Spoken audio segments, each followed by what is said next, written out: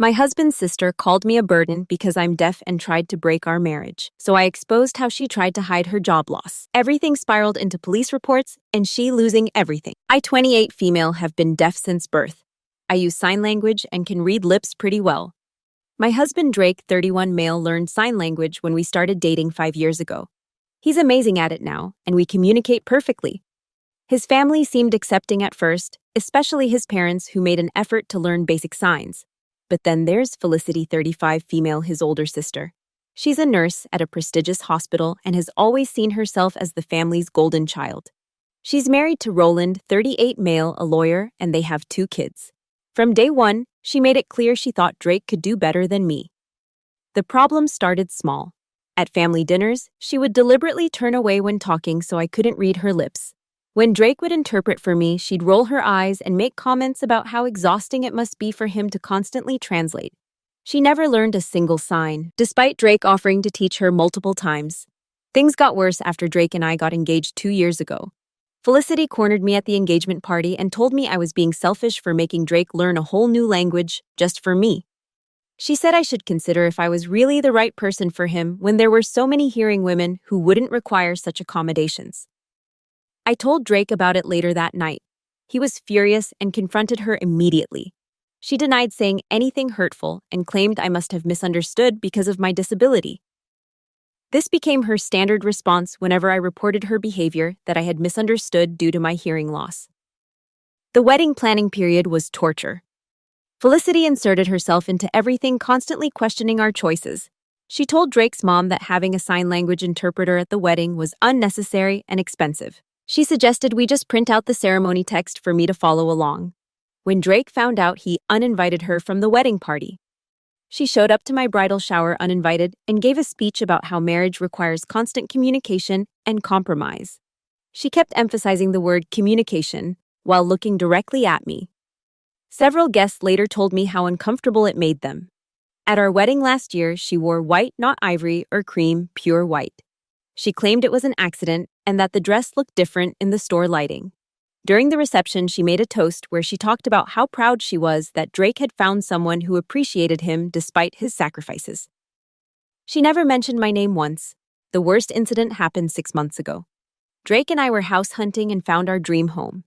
It was in our budget and perfect for us. Felicity found out and called the realtor pretending to be me. She told them we were no longer interested and to remove the listing.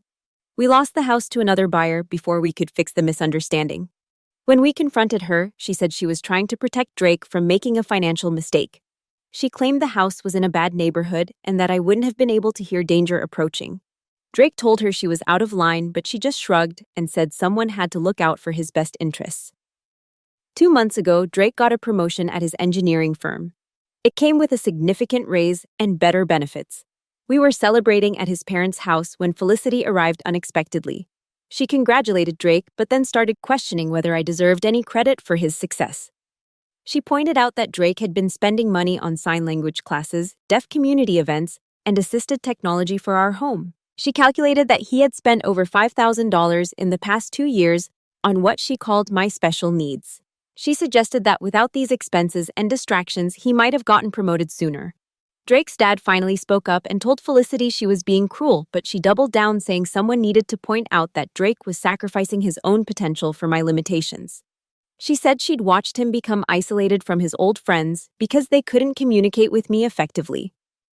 I left the room and sat in the backyard. Drake found me 20 minutes later and said he told Felicity to leave. His parents apologized profusely, but I could tell they were uncomfortable with the whole situation.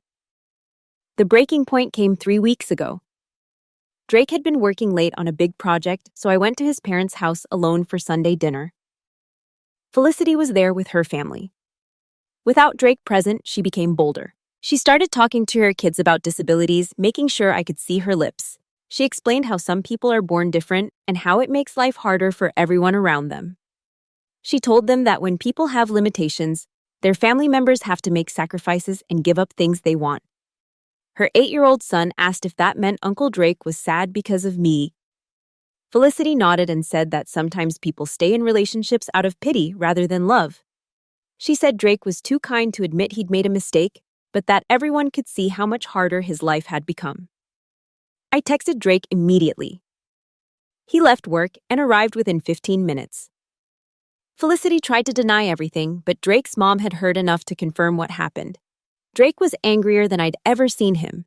He told Felicity she was banned from our house and that we wouldn't be attending family events if she was there. Felicity laughed and said he was proving her point about how I was isolating him from his family. She said she'd be patient and wait for him to come to his senses, but that she wouldn't pretend to support a marriage that was clearly damaging her brother. Drake's parents tried to mediate, but Drake was done. He told them they had to choose between supporting our marriage or enabling Felicity's behavior. He said we wouldn't be coming around until Felicity faced real consequences for her actions. That night, Drake sat down with me and apologized for not protecting me better. He said he'd been hoping Felicity would eventually come around, but now he realized she was actively trying to sabotage our relationship. He promised things would change. The next day, he called his parents and laid out his conditions. Felicity needed to acknowledge her behavior, apologize sincerely, and commit to treating me with respect. If she wouldn't do that, we were going no contact with the whole family. His parents begged us not to make them choose sides. Drake's mom cried and said the family would be destroyed if we cut contact. Drake's dad suggested family counseling, but Drake said the time for half measures was over. Felicity's response came through Drake's mom the next day. She said she wouldn't apologize for caring about her brother's happiness. She claimed everything she'd done was out of love and concern. She said if Drake wanted to throw away his family over his wife's hurt feelings, that was his choice. So here we are. It's been 2 weeks since we went no contact with Drake's family. His parents keep calling and texting begging us to reconsider. They say Felicity is sorry and wants to make things right, but she hasn't reached out to us directly. Drake seems okay with the decision, but I know he's struggling. He's been quiet lately, and I've caught him staring at old family photos.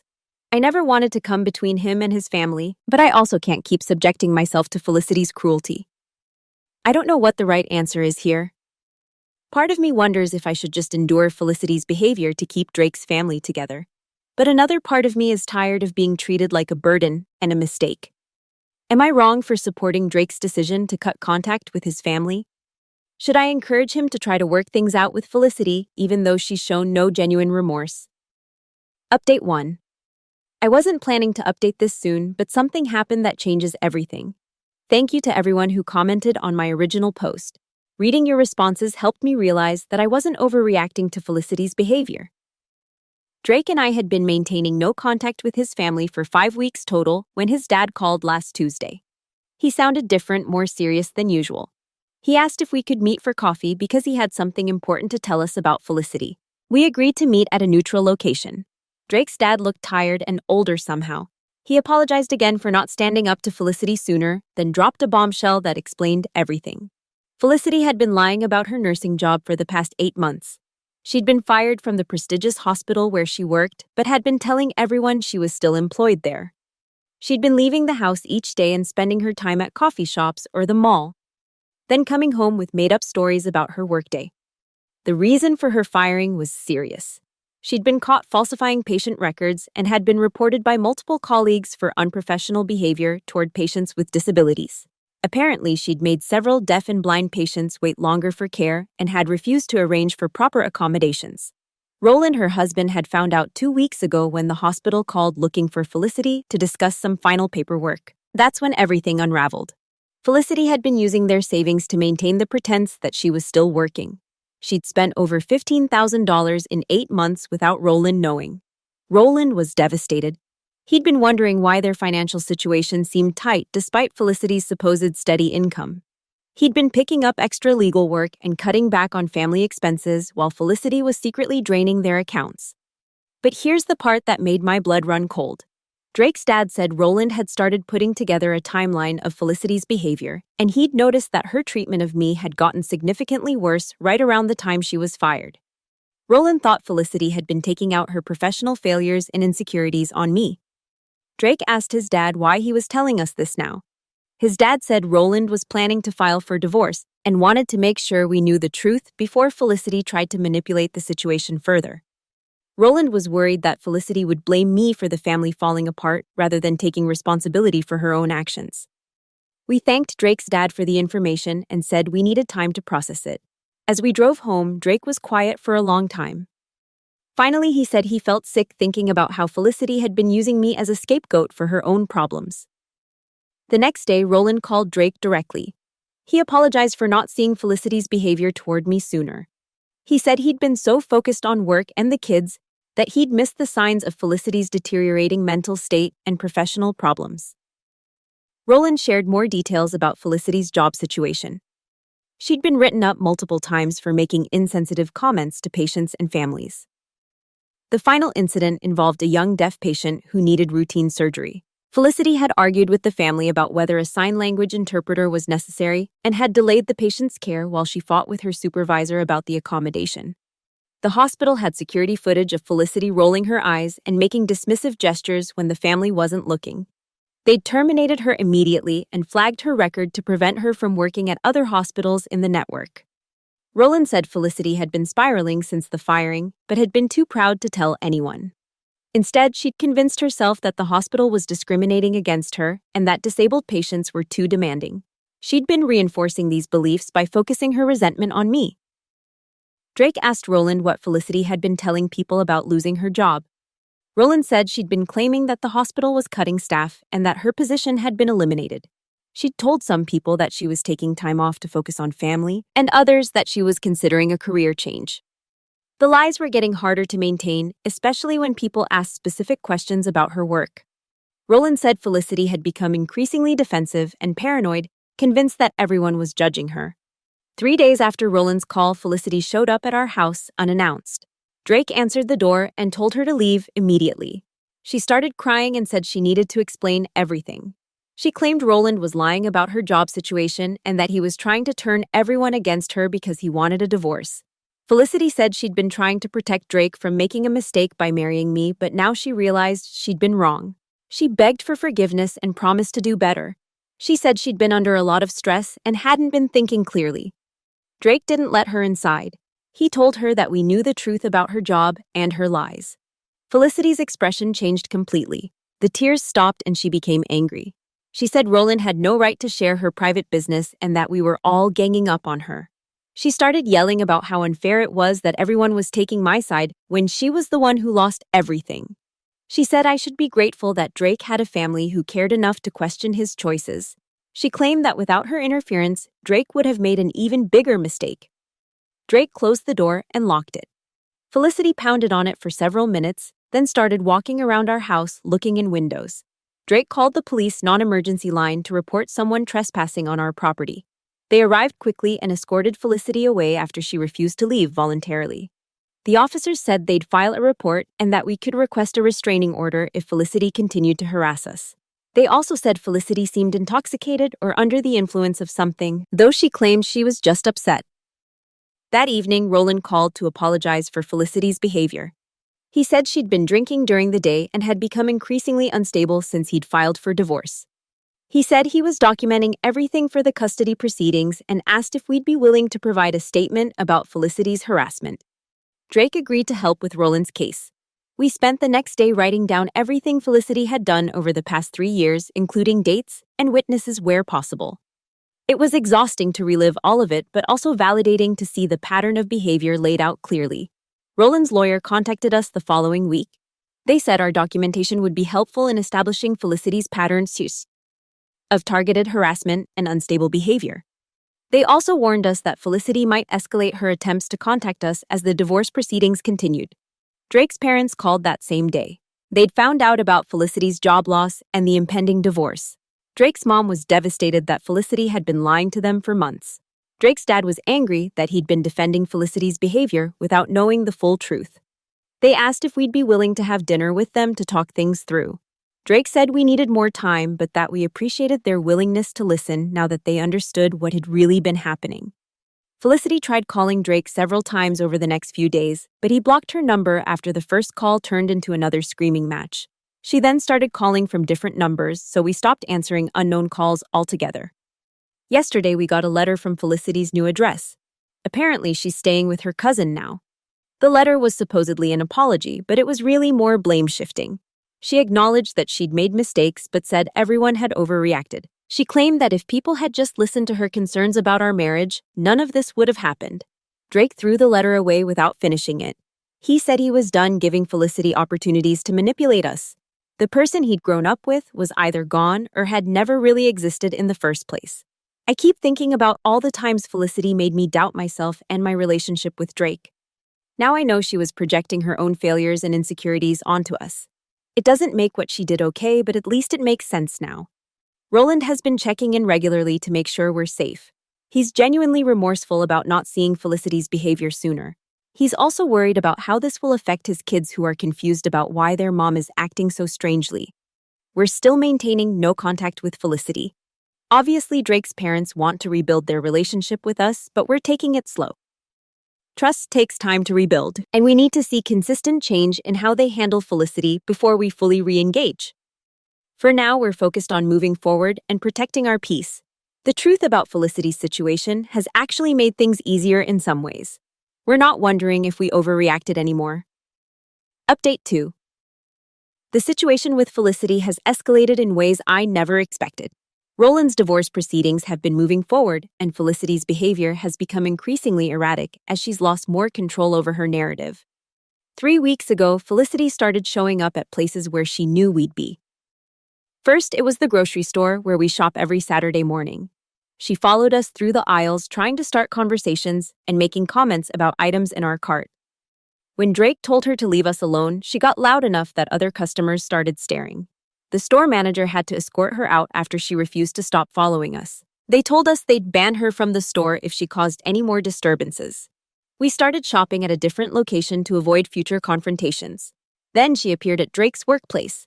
She went to the reception desk and claimed to be there for a family emergency. Security called Drake down, and he found Felicity in the lobby crying and saying she needed to talk to him urgently about their dad's health. Drake's dad was fine. It was completely fabricated. Drake's supervisor had to get involved when Felicity refused to leave after Drake told her the meeting was over. They ended up calling building security to remove her. Drake had to file an incident report with Human Resources and explain the whole family situation to his manager. The most disturbing incident happened 2 weeks ago. Felicity somehow got my work schedule and waited outside my office building after hours. I came out around 6 o'clock in the evening and found her sitting in her car in the parking lot. She got out and approached me as I walked to my car. She seemed calmer than usual and asked if we could just talk for 5 minutes. She said she wanted to clear the air and that she understood now that she'd been wrong about everything. I told her I wasn't interested in talking and that she needed to stop coming to my workplace. She said she'd driven an hour to get there and that the least I could do was hear her out. When I continued walking to my car, she grabbed my arm. I pulled away immediately and told her not to touch me. She started crying and said everyone was treating her like a monster when all she'd ever done was care about her family. She said Roland was poisoning everyone against her and that I was the only one who could help her fix things with Drake. I got in my car and locked the doors. Felicity stood outside for several minutes, alternating between knocking on the window and just staring at me. I called Drake, who immediately called the police while driving to my location. The officers arrived before Drake did.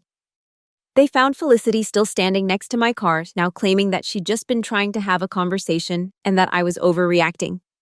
They took statements from both of us and explained to Felicity that she could be arrested for harassment if she continued this behavior. Drake arrived just as the police were finishing up. Felicity tried to approach him, but one of the officers stepped between them. She started yelling about how everyone was ganging up on her and that she was being treated unfairly just for caring about her brother. The police suggested we file for a restraining order given the pattern of harassment and Felicity's escalating behavior. They said showing up at both our workplaces and following us to stores showed she was actively tracking our movements, which crossed the line from family drama into stalking. We filed the paperwork the next day. Drake had to provide a detailed timeline of Felicity's behavior, including the incidents before we knew about her job loss. The court clerk said our case was strong and that we'd likely get the temporary order approved quickly. Felicity was served with the restraining order papers 3 days later. Roland called to warn us that she'd had a complete meltdown when she received them. She'd accused him of orchestrating the whole thing and claimed that everyone was conspiring to destroy her life. She'd also called Drake's parents crying and saying that we were trying to get her arrested just for loving her family too much. Drake's mom called us that evening very upset. She said Felicity had sounded genuinely distraught and that maybe we were taking things too far. Drake explained to his mom about Felicity showing up at our workplaces and physically grabbing me. His mom got quiet and said she hadn't realized how serious things had gotten. She apologized for questioning our decision and said she supported whatever we needed to do to stay safe. The temporary restraining order was approved, requiring Felicity to stay at least 100 yards away from us, our home, and our workplaces. She was also prohibited from contacting us directly or through third parties. But Felicity couldn't leave it alone. Last week, she created a fake social media account and started messaging Drake's friends and coworkers with her version of events. She claimed that I'd manipulated Drake into cutting off his family and that we were using the legal system to silence her legitimate concerns. Several of Drake's friends forwarded us the messages. Felicity had written long, rambling explanations about how she'd only been trying to protect Drake from making a mistake. She claimed that she'd lost her job because she'd been spending too much time worrying about our relationship, which was obviously false given what we knew about her termination. She'd also started posting cryptic messages on her own social media accounts about being persecuted for telling the truth and about how disabled people use their conditions to manipulate others. She never mentioned me by name, but anyone who knew the situation would understand who she was talking about. Roland's lawyer contacted us about the social media activity. They said it could be considered indirect contact in violation of the restraining order. They advised us to document everything and report it to the court if it continued. The harassment through social media stopped after Roland's lawyer sent Felicity a cease and desist letter. But she found a new way to cause problems. She started calling Drake's workplace frequently, claiming to be concerned about his well-being and asking if he seemed okay lately. She told Drake's receptionist that there was a family crisis and that Drake might need time off to deal with it. She called so often that Drake's manager finally had to block her number and inform building security to refuse her entry if she appeared again. Meanwhile, Roland Blandin's divorce case has been moving forward. Felicity's lawyer withdrew from representing her after she refused to stop contacting us despite their advice. She had to find new representation, which delayed proceedings, but also meant her new lawyer had to get up to speed on all the drama.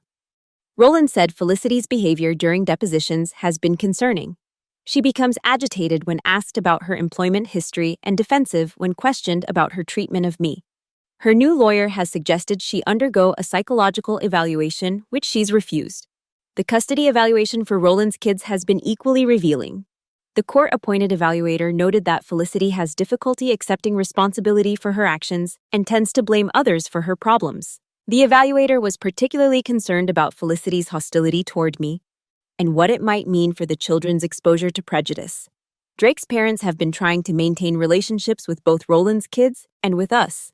They're walking a difficult line, wanting to support their daughter while also acknowledging that her behavior has been unacceptable. They've stopped trying to convince us to reconcile with Felicity and instead focus on rebuilding their relationship with us. 2 days ago, we received a package at our house with no return address. Inside was a printed copy of my medical records from when I was born, along with newspaper clippings about deaf education programs and statistics about divorce rates among couples where one partner has a disability. There was no note, but we knew it was from Felicity. The medical records had to have come from Drake's parents, who we trusted with that information years ago. Either Felicity had taken them without permission, or someone had given them to her. We reported the package to the police as a violation of the restraining order. They're investigating how Felicity obtained the medical records, which could be a separate crime depending on how she accessed them. Drake called his parents about the medical records. His mom broke down crying and admitted that Felicity had taken several personal documents from their house when she'd cleaned out some old photos a few months ago. She hadn't realized what Felicity had taken until now. The violation of medical privacy has shaken me more than the other harassment. Those records contain personal information I'd never shared with anyone except Drake. The fact that Felicity felt entitled to weaponize my private medical history shows how far she's willing to go. Our lawyer is now pushing for criminal charges beyond just the restraining order violation. They say obtaining and distributing medical records without consent is a serious crime that could result in jail time if proven. Drake has been amazing through all of this, but I can see the toll it's taking on him.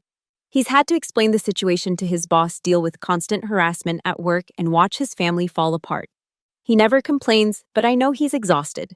We're taking extra precautions now, varying our routines, parking in different spots, and being more aware of our surroundings. It's exhausting to live this way, but we don't know how far Felicity might go. The restraining order hearing is scheduled for next week, where we'll ask for a permanent order. Our lawyer is confident we'll get it given the escalating nature of Felicity's behavior and the multiple violations of the temporary order. Roland says Felicity is living with different relatives now because even her cousin got tired of the drama. She's burned through most of her support system with her behavior and her refusal to accept responsibility for any of it. Update 3. I'm writing this final update because the situation has finally reached its conclusion, though not in a way anyone expected. The permanent restraining order was granted without objection. Felicity didn't even show up to the hearing, which her lawyer said was because she'd been hospitalized the night before for what he vaguely described as a medical emergency. We found out later from Roland that Felicity had taken an overdose of sleeping pills. It wasn't clear if it was intentional or if she'd been drinking and lost track of how many she'd taken.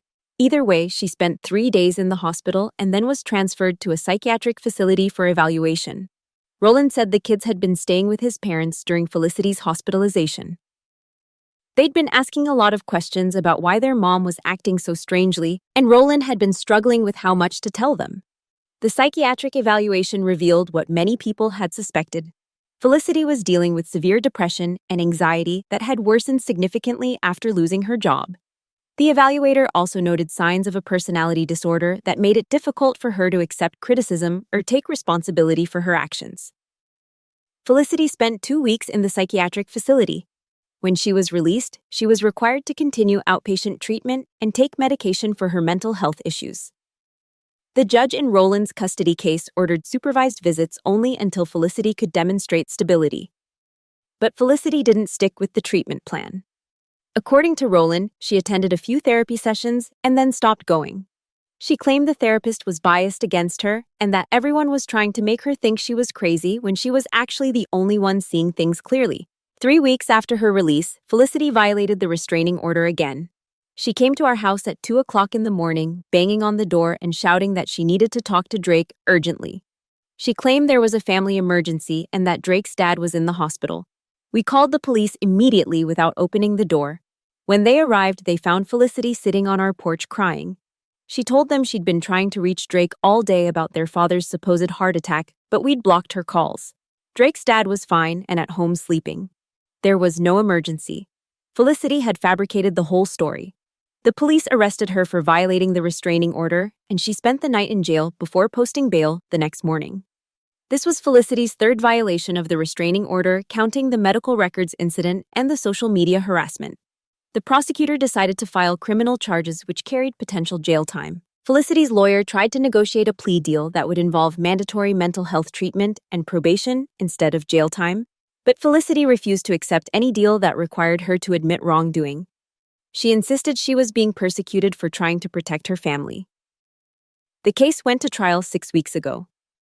Felicity represented herself after firing her lawyer, claiming he wasn't defending her properly. She used her time in court to rant about how the legal system was discriminating against concerned family members and how disabled people were given too much protection. The judge had to warn her multiple times to stick to the facts of the case. Felicity's behavior in court was erratic and concerning. She would go from crying to angry shouting within minutes. Several people in the courtroom seemed uncomfortable with her demeanor. Drake had to testify about the harassment and the impact it had on our lives. Felicity tried to cross-examine him, asking leading questions about whether I had turned him against his family and whether he missed his old life before meeting me. The judge shut down that line of questioning quickly. Drake's testimony was straightforward and factual. He simply described what Felicity had done and how it had affected us. He never spoke negatively about Felicity personally, just about her actions. I also testified about the incidents at my workplace and the fear I'd felt when Felicity had grabbed my arm in the parking lot. Felicity tried to argue that she'd barely touched me and that I was exaggerating because of my disability, making me paranoid about people approaching me. That comment actually worked against her. The judge pointed out that whether or not I had heightened awareness due to being deaf, the fact remained that she had made unwanted physical contact and refused to leave me alone when asked. The jury deliberated for less than 2 hours before finding Felicity guilty on all charges. The judge sentenced her to 6 months in jail, followed by 2 years of probation with mandatory mental health treatment and no contact with our family.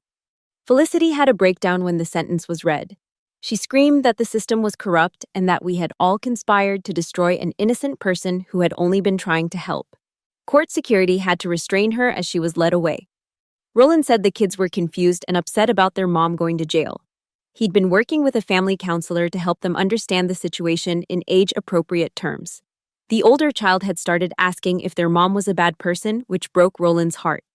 Drake's parents had been devastated by everything that happened. They blamed themselves for not intervening sooner and for enabling Felicity's behavior for years. Drake's dad said he'd suspected Felicity had mental health issues, but had hoped she would get help on her own. We've slowly rebuilt our relationship with Drake's parents over the past few months. They've been respectful of our boundaries and haven't tried to guilt us into forgiving Felicity or having contact with her once she's released. They've also been supportive of Roland and the kids during this difficult time. Drake's mom has been helping with childcare and school pickups while Roland works. They've all agreed that Felicity needs to demonstrate real change before any of them will consider having her back in their lives. Felicity is currently serving her jail sentence.